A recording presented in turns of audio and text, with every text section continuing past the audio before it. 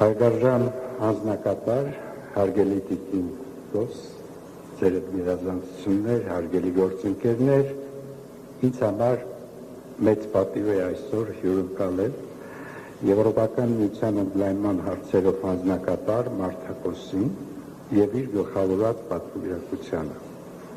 Հանձնակատար Կոսը վերջին 6 ամիսների ընթացքում երկրորդ անգամ է աշխատանքային այցով գտնվում մեր երկրում, ինչը Հայաստանի եւ Եվրոպական միության միջև ընդլայնվող գործընկերության վառ վկայականն է։ Այս այցը նշանակալի է Հայաստանի եւ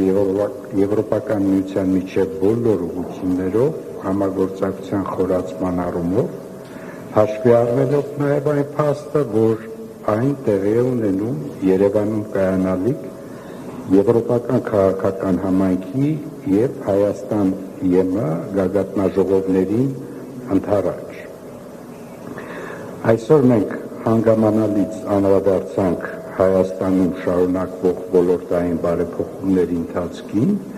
որոնք բխում են համապարփակ եւ ընդլայնված գործընկերության համաձայնագրով ստանձնած երկուստեք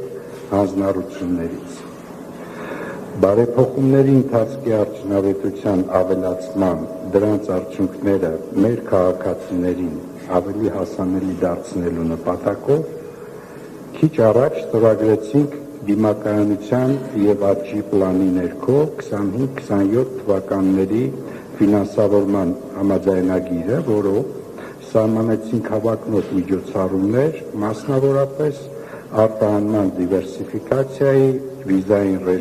ռեժիմի ազատականացման եւ հանրային ֆինանսների կառավարման կարևորագույն ոլորտներում։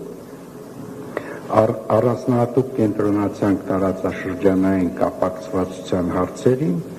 եւ այդ համատեքստում պայմանավորվեցինք շարունակել աշխատանքները կառավարության խաղաղության խաչմերուկ նախաձեռնության, TRIP երկթուղու եւ ԵՄ միջտարածաշրջանային կապակցվածության, մասնավորապես գլոբալ դարպասներ ռազմավարության իրականացման ուղղություններով։ Ուրախ եմ արձանագրել, որ հանձնակատարը վերահաստատեց ԵՄ աջակցությունը Հայաստանի ինտեգրմանը